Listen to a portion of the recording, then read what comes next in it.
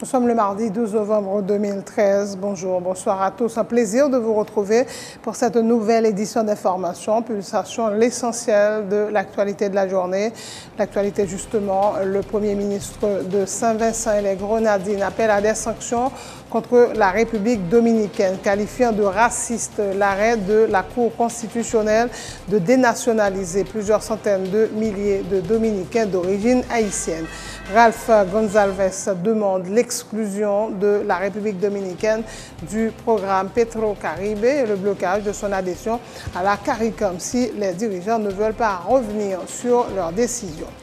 Si le président Michel Martelly n'a pas encore convoqué la Chambre des députés à l'extraordinaire pour statuer sur le vote du projet de loi électoral, c'est parce qu'il n'a pas la certitude que le texte sera voté dans les mêmes termes au niveau des deux branches du Parlement. Il l'a dit ce mardi en marge de l'inauguration du centre d'accueil de Delma 3. Le parquet de Port-au-Prince a annoncé ce mardi la libération d'un groupe de 16 prisonniers qui étaient écroués au pénitencier national, notamment pour viol, détention illégale d'armes à feu ou association de malfaiteurs. Certains avaient vu leur dossier classé sans suite et d'autres avaient déjà purgé leur peine selon le substitut commissaire du gouvernement Claude Jean. Un nouveau prix pour le rhum Barbancourt. La réserve du domaine a remporté la médaille d'argent lors du German Wine Festival qui s'est déroulé au cours du mois d'octobre à Berlin, en Allemagne, annonce la société Barbancourt. L'Organisation des Nations Unies a lancé ce mardi un appel aux dons à hauteur de 301 millions de dollars pour venir en aide aux Philippines ravagées par le typhon Haiyan qui aurait fait au moins 10 000 morts. L'armée syrienne libre fait part de ses conditions pour participer à la conférence de Genève 2, dont la formation d'un gouvernement transitoire ayant les pleins pouvoirs. L'ASL demande en outre un accord de principe pour l'abdication du président Bachar al-Assad. La première rencontre de barrage des éliminatoires de la Coupe du Monde 2014 débuteront ce mercredi avec deux rencontres qui opposeront notamment la Jordanie à l'Uruguay, le Mexique à la Nouvelle-Zélande. Les Pacers d'Indiana ont signé leur 8e victoire d'affilée lundi contre les Grizzlies de Memphis, 95-79. San Antonio a consolidé pour sa part sa première place à l'Ouest en allant battre Philadelphie 109-85. Voilà, mesdames et messieurs, pour le menu du journal.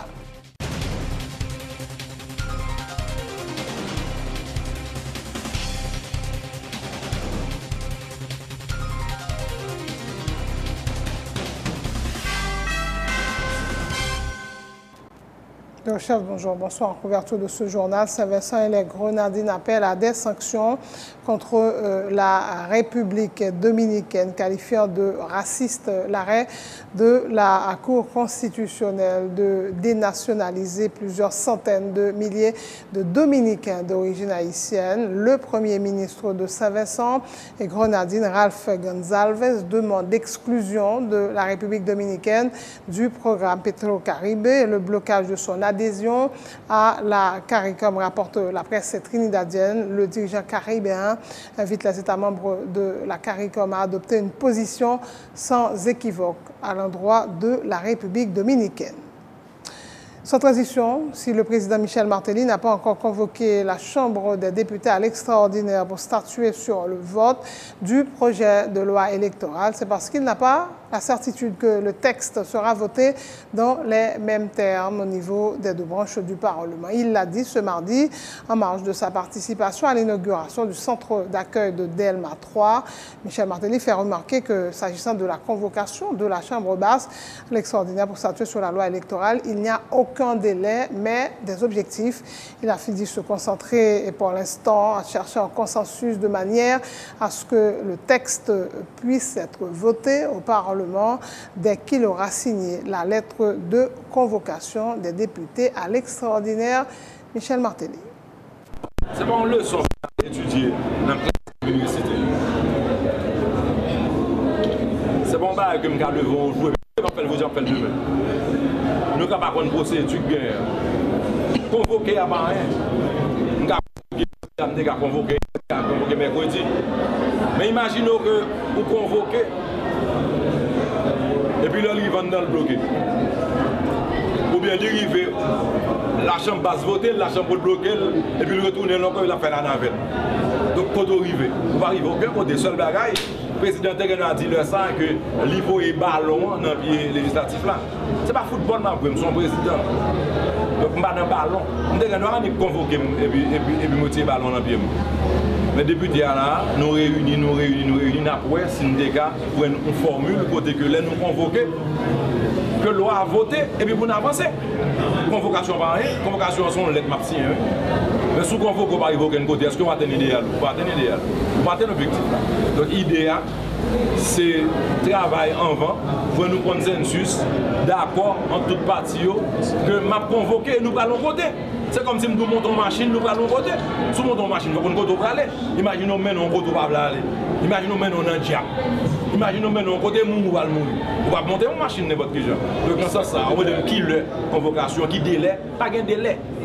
Il y a un objectif. L'objectif là, c'est continuer à avancer sur le développement, continuer à avancer dans une bonne gouvernance, continuer à avancer côté que tout pouvoir, une harmonisation, que travailler ensemble, continuer à avancer dans le dialogue, continuer à avancer avec un esprit positif pour que Haïti avance pour l'élection faite.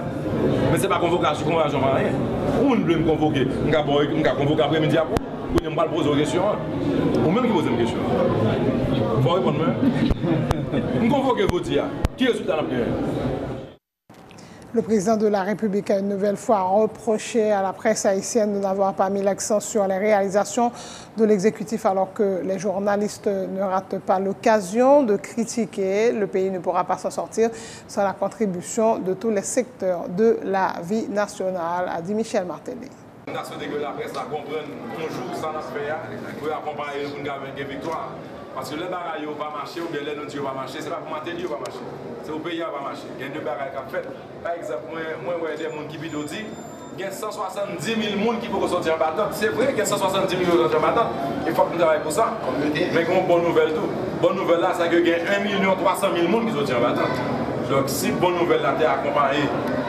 Mauvaise nouvelle là, je dois comprendre qu'au moins dans la balance là, un travail à faire pour me faire travail là moi-même et pour me continuer à demander nous, accompagner. Parce que des fois, ça me donne des différents de ça me donne c'est démocratie, je ne peux pas comprendre ça me donne mais ça me donne c'est que nous accompagnons dans changer la vie de nous, dans assurer que l'éducation gratis a réussi. Et que nous aidons les gens qui ont les l'État, nous aidons les gens qui ont l'éducation, que c'est au niveau de l'État, que c'est au niveau de directeur de l'école, que là nous avons un bagage qui passe, que nous rapportons peut-être à ministère dans le sens qu'on allait de l'avant, mais là nous créer un momentum pour que tout le monde sente tête chaud dans le monde politique là. Il va aider personne, il va aider le pays, peut-être qu'il va aider. Presse là peut-être, dans ce sens que les médias lui-même, le show, les lapins, les nouvelles shows, ils font monde. Mais en fait, quand on a cherché à la faire la privée sur nous-mêmes. Parce qu'on pays qui est chaud. Et puis, business qu'on a pris des pays. Mon dernier côté, sponsor la presse là, tout, a venir aller, ou bien a venir moins de moyens peut-être. Et parce qu'il y a moins d'argent, il y a plus de problèmes, moins d'argent, et la presse est victime de ça. Donc, nous avons souhaité que nous choisissons un jour, par contre, si la 18 novembre, par contre, si la 24 décembre, nous choisissons un jour pour nous dire nous renforcer, parce que ça, président fait pas président. Le président 2000 pas président, il a fait l'autre bagaille. Le président 2000 pas président, c'est dans notre pays vivre, nous connaissons vivre dans notre pays déjà. Le président tombé, vous dites, c'est le président qui tombe. Le président est président déjà. Et ce pays a entré dans l'instabilité. Donc, je dis nous, on nous met tête ensemble, on nous travaille, bon travail qui vous fait. Est-ce que ça capte chaque jour? Est-ce que l'énergie qui dégage chaque jour fait bouillant? Est-ce que c'est l'énergie qui dégage pour combattre la misère? Est-ce que c'est l'énergie qui dégage pour combattre le chômage? Est-ce que c'est l'énergie qui dégage pour accompagner Timounio? Parce que pas attendre directement, même sentir. Soit il est dégagé pour classer le soit il est dégagé pour gérer ton gouvernement. Mais qui ça qui offre comme alternative? C'est sa question. Je dis nous, faut réfléchir sur ça. Autre point de l'actualité, ouverture ce mardi à l'hôtel Montana de séminaire de 2 jours sur le contrôle parlementaire de l'action gouvernementale, l'initiative de la section haïtienne de l'association parlementaire de la francophonie visant à rendre plus efficace le corps législatif haïtien dans l'exercice de ses prérogatives de contrôle de l'action du gouvernement. Le sénateur François-Annick Joseph et le président de la Chambre des députés, Jean Tolbert Alexis, souhaitaient que les parlementaires en profitent pleinement donc de ces 2 journées de formation. C'est un immense plaisir pour nous, de la section haïtienne de l'APF et de tout le Parlement haïtien, d'accueillir en Haïti cette semaine le séminaire de formation sur le contrôle parlementaire de l'action gouvernementale organisé par l'APF, l'Assemblée parlementaire de la francophonie. Nous vous disons un grand merci. La première proclamation politique, celle de Dessalines, le 1er janvier 1804, a été délivrée en français. Cela témoigne du choix qu'avait fait la République d'Haïti au début de son existence comme nation. La francophonie ne nous a pas été offerte en cadeau. Nous l'avions choisie, nous l'avions construite. Nous sommes capables de gagner beaucoup plus d'arguments, de moyens pour pouvoir renforcer le contrôle de l'action gouvernementale et aussi évaluer les politiques publiques. Ça veut dire qu'évaluer aujourd'hui la politique, surtout mon chéri, évaluer la politique à bas de évaluer la politique cap menée dans la construction, dans le logement social.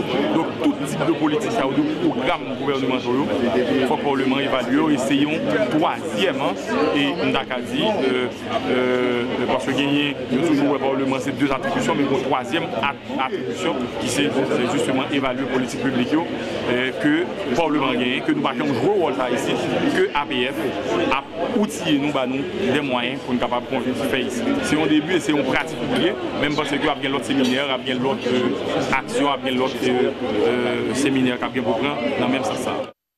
Les membres de la délégation de l'APF croient que ces 2 jours de formation seront bénéfiques tant pour les parlementaires haïtiens que pour leurs collègues de la francophonie. Les questions de partage d'expérience, tour à tour Gabriel Serville et Carole Poirier, respectivement députés de la Guyane et du Québec.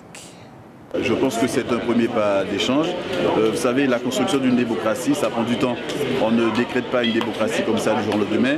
Je crois que le peuple haïtien a fait beaucoup de chemin depuis l'accession à l'indépendance en 1804. Comme je l'ai dit précédemment, je suis guyanais et vous savez qu'en Guyane, il y a une très très forte communauté haïtienne avec laquelle j'échange régulièrement sur la question haïtienne. J'écoute les radios libres en Guyane qui parlent de la situation d'Haïti. Donc c'est vrai que nous sommes très sensibles aux problématiques que rencontre actuellement le peuple haïtien à travers sa démocratie, à travers son Parlement.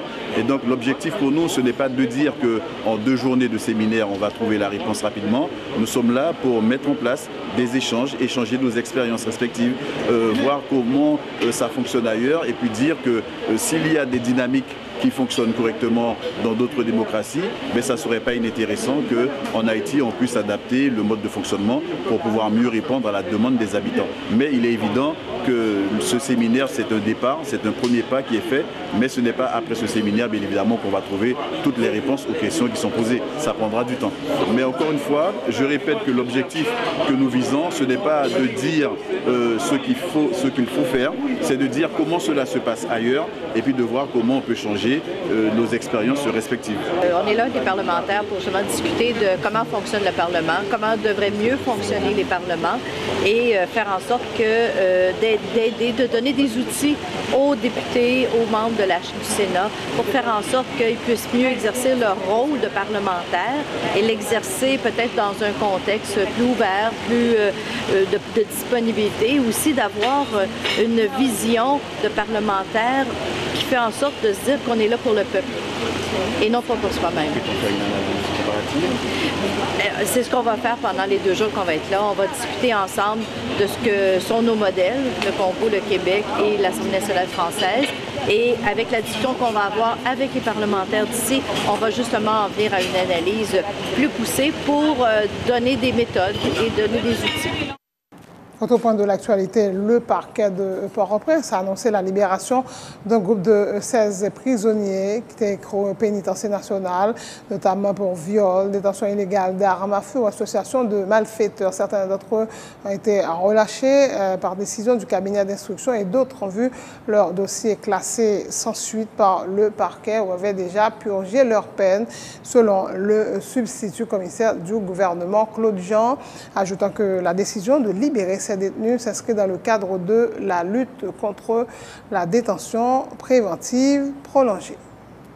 Dans le cadre de lutte contre la détention préventive prolongée que le gouvernement du pays d'Haïti a goumé pour essayer d'annuler dans le domaine de justice là, parquet Port-au-Prince fait un devoir et pour veiller à ce que les gens qui entrent dans la prison yo pigé pour ça yo fait peine yo gagné et là yo fin pigé peine yo pour sortir à temps. C'est dans le cadre de ça nous là aujourd'hui nous avons environ 16 personnes qui pour la grande majorité c'est des gens que dossier était dans le cabinet d'instruction instruit que une décision du cabinet d'instruction rend en faveur décision ça signifie ba yo et parquet a prend décision pour mettre décision ça en exécution. Il y a d'autres nan yo qui c'est moun qui jugé qui fin juger peine yo qui pour la guerre. Il y a l'autre tous ces moun qui là pour des délits mineurs et que parquet a estimé que yo capable à la caillou et procédure là suivre cours. Donc il y a environ 16 moun qui pourra gagner pour sortir de la prison jodia, soit par ordonnance juge d'instruction, soit par mesure de classement sans suite que le parquet apprend, ou soit par le fait qu'il a fin purger peine correctionnelle aux criminels qui ont été condamnés pour les. Il y a différents types d'infractions. C'est association des malfaiteurs, il y a d'autres qui étaient là soit pour viol, il y a d'autres qui étaient là soit pour détention illégale d'armes à feu, il y a d'autres qui étaient là soit pour différents types d'infractions. Donc, ce n'est pas des infractions spécifiques ou particulières qu'on a choisi de faire des bagages. Comment le parquet fonctionne actuellement avec les avocats? Le parquet travaille comme d'habitude. Quelle action nous déposer après le Le parquet travaille comme d'habitude, nous avons des gens, nous fait tout acte que le parquet a pour le faire. Nous faisons exécution, nous faisons nous faisons exécution, nous faisons toutes sortes de travail qui n'a attribution parquet. Le 28 octobre dernier, les élèves des lycées Philippe Guerrier et Jean-Baptiste Boukman avaient été l'objet d'une attaque au gaz lacrymogène, faisant une soixantaine de blessés. Pour le délégué départemental du Nord, il s'agit d'un acte terroriste. L'affaire est présentement au cabinet d'instruction, annonce Ardouin Zéphirin. Il affirme avoir partagé avec les autorités judiciaires toutes les informations dont il dispose sur cette affaire. Sont actes que nous-mêmes nous condamnons et sont actes et nous avons caractère terroriste et il y a une disposition qui prend. Mais il y a deux bails, on parle d'approche sécuritaire avant, après ça on parle de l'autre approche qui est sauve qui est socio-historique. Approche sécuritaire, ça veut dire qu'une fois que la situation est posée, nous avons un service spécialisé dans la police qui c'est SDPJ qui travaille dans le cadre d'investigation. Et les paquets haïtiens étaient saisis de l'affaire. Pour le moment, il y a là dossier dans le cadre des cabinets d'instruction. Et à partir de cabinet d'instruction, on a mené une enquête sur la situation. Même pour côté par nous en tant qu'autorité, nous avons tout support nous et toute information, élément d'information que nous avons gagné, versé dans le dossier au niveau de cabinet d'instruction pour faire suivi nécessaire. L'organisation Initiative Citoyenne avait annoncé il y a 2 jours qu'elle allait porter plainte contre les directeurs départementaux de la PNA, de l'éducation et le délégué départemental du Nord. Ces autorités régionales sont accusées d'avoir pas porté assistance aux élèves des lycées Boukman et Philippe Guerrier, victimes donc d'une attaque au gaz lacrymogène le 28 octobre dernier pour le porte-parole de lycée Jean-Gary Denis qui intervenait justement dimanche dernier sur Télé-Peu Royal. Cette attaque criminelle entre dans le cadre d'une bataille enclenchée par les proches du pouvoir pour le contrôle des 2 établissements scolaires concernés.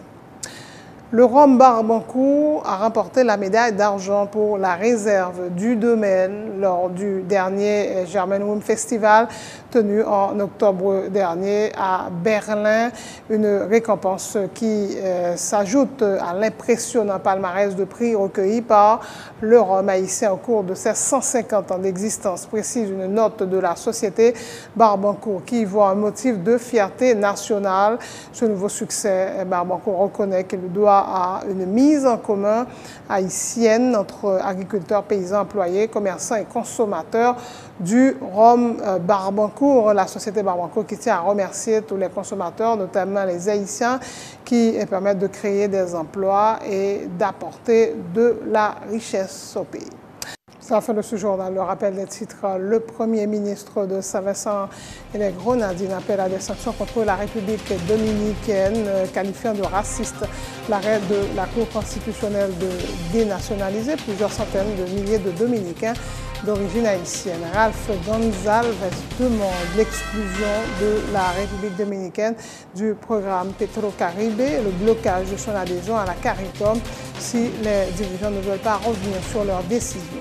Si le président Michel Martelly n'a pas encore convoqué la Chambre des députés à l'extraordinaire pour statuer sur le vote du projet de loi électoral, c'est parce qu'il n'a pas la certitude que le texte sera voté dans les mêmes termes au niveau des deux branches du Parlement. Il l'a dit ce mardi en marge de l'inauguration du centre d'accueil de Delma 3. Le parquet de Port-au-Prince a annoncé la libération ce mardi d'un groupe de 16 prisonniers écroués au pénitencier national, notamment pour viol, détention illégale d'armes à feu ou association de malfaiteurs. Certains avaient vu leur dossier classé sans suite alors que d'autres avaient déjà purgé leur peine selon le substitut commissaire du gouvernement Claude Jean. Un nouveau prix pour le rhum Barbancourt. La réserve du domaine a remporté la médaille d'argent lors du Diamond Room Festival qui s'est déroulé au cours du mois d'octobre à Berlin, en Allemagne, annonce la société Barbancourt. L'Organisation des Nations Unies a lancé un appel aux dons à hauteur de 301 millions de dollars pour venir en aide aux Philippines ravagées par le typhon Haiyan qui aurait fait au moins 10 000 morts. L'armée syrienne libre fait part de ses conditions pour participer à la conférence de Genève 2 de la formation d'un gouvernement transitoire ayant les pleins pouvoirs. L'ASL demande en outre un accord de principe pour l'abdication du président Bachar al-Assad. Les premières rencontres de barrage des éliminatoires de la Coupe du Monde 2014 débuteront ce mercredi avec deux rencontres qui opposeront la Jordanie à l'Uruguay, le Mexique à la Nouvelle-Zélande. Les Pacers d'Indiana ont signé leur 8e victoire d'affilée lundi contre les Grizzlies de Memphis, 95-79. San Antonio a consolidé pour sa part sa première place à l'Ouest en allant battre Philadelphie 109-85. Merci de votre attention, merci de votre fidélité. Bonne suite de programme sur Télé Pluriel.